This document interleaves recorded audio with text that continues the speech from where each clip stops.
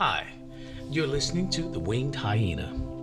Thank you for joining. If you haven't gotten a chance to listen to Chapter 1, just click on the channel button and go back and listen to the first part of Chapter 1. This is the second part of Chapter 1. And we'll go in now and begin the second part of Chapter 1. We'll start on Chapter 2 next week. Thank you for joining. Hope you like, share, and subscribe. Fast forward to day 35, when Esther notices a beak breaking through one of the eggs. Esther checks the other two, who has yet to show signs of breaking the shell. And again, there's another crack, followed by more. "Oh dear," said Esther, as she feels the pressure of the egg coming apart. Esther raises up to look and find one of the egglets has hatched and outside of the shell.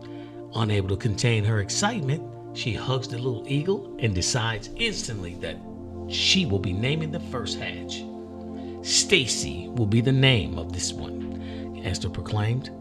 Of course, Ethan is out catching dinner while all the excitement is taking place back at the nest.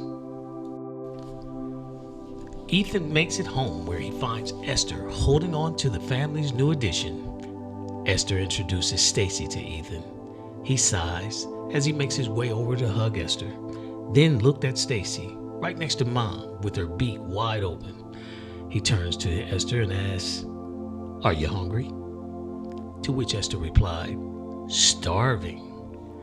But dinner tonight would be different, as there are now 3 mouths to feed. This was not a problem, however, as Ethan always brought more than enough food each day.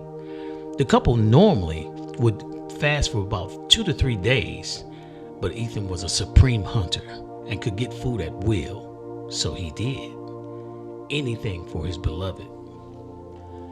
The next day, Mother Nature would make her rounds. And yes, Mother Nature visits the desert too, just not as often as other places.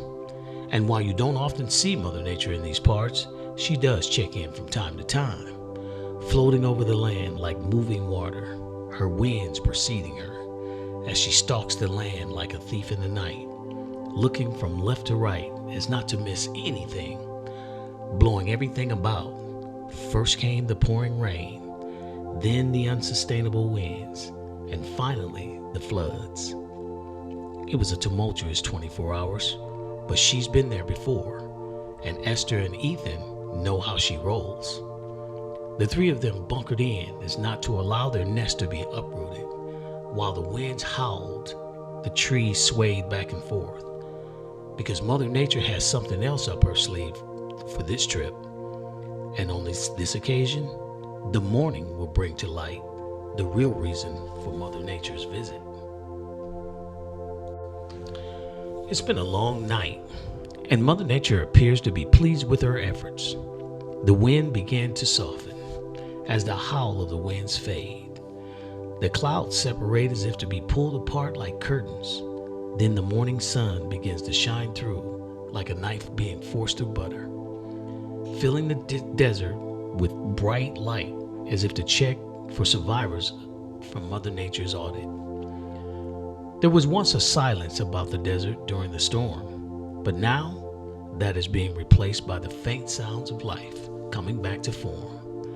Ethan takes a deep breath as he stares into the distance, wondering what it was affected, who was affected, and knowing that now's a perfect time to search for food, because food is always the result of Mother Nature's wrath. If you survive it, you benefit.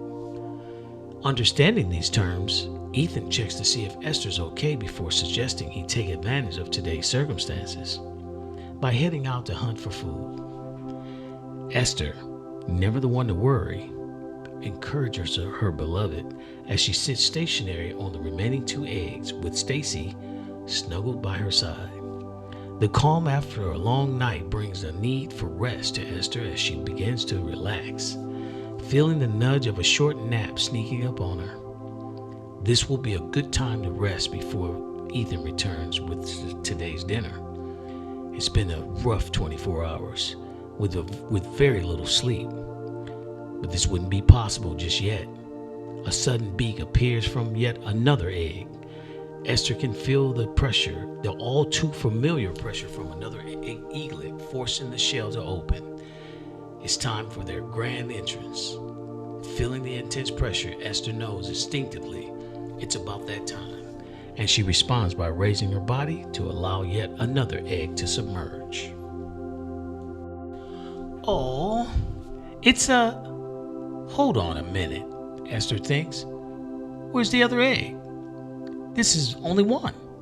There should be two more. In a panic, Esther checks the entire nest looking for the missing egg, hoping it was just covered up by some of the debris from Mother Nature's winds from the night before. She searched everywhere, but nothing. Esther is now frantic, and the young eaglets can feel the tension as their mother lets out a loud screech in hopes that Ethan can hear her distress in the distance and hurry home. No sign of Ethan yet, but Esther, in full understanding of the urgency of the situation, lets out 3 more distress signals for Ethan. Suddenly, in the distance, Ethan appears with his wing flapping cadence considerably faster, cutting through the air with aerodynamic precision for speed and efficiency. Trees lean back upon his approach. The desert is on notice, because by now everyone knows something has happened to their favorite eagle couple. They wait to hear the news. Ethan hones in on base. No gliding, no circling, just focusing on the safety of his family. Upon arrival, Ethan calls out to Esther, "What is it, my dear? What's wrong?" Esther, looking disheveled, tells Ethan, "I cannot find one of the eggs." "What do you mean?" Ethan retorts. "Well, they were here last night, and when the storm came, and I checked on them often, but somehow one is now missing, and I've searched everywhere without finding it. Now I have to stay here with the children, but I need you to search the grounds below and see if you can find the missing egg." "I'm on it," Ethan responds, and with that, Ethan goes airborne, circling the lower grounds close to the nest, looking for the lost egg. Hours go by, and still there's no sign of the missing egg. Ethan returns to the nest to give Esther an update. A distressed Esther awaits, hoping for good news, but Ethan doesn't have any at the moment. Ethan knows this is not the time to show weakness. Instead, Ethan looks at Esther, assures her, "We will find the egg, I promise." A calmness comes over Esther, who replies, "I know you will, honey. I know you will." Finally, egg number 2 begins to submerge, and it's a beautiful sight for the couple. Esther waits patiently for Ethan to return home, to give him the good news, and hoping he may have some good news as well. Ethan returns, no egg found. "But there is good news," Esther tells Ethan. "We have another one in the nest. And since it's a girl, we'll call her Lacey." Ethan smiled, but he's still uneasy from not finding the lost egg. It's been a couple days now, and the chances of finding the lost egg is all but gone. Ethan was to continue to scan the area, but Esther thinks it's time to focus on the eaglets they already have. Determined not to let the loss get them down, the couple decided to work with what they have and trust that the desert gods will take care of the missing egg, and hope that one day they may meet again. "What now?" Esther asks Ethan. Ethan asks, "You hungry?" "Starving," Esther responds. Today's dinner would again add one more occupant to the feast.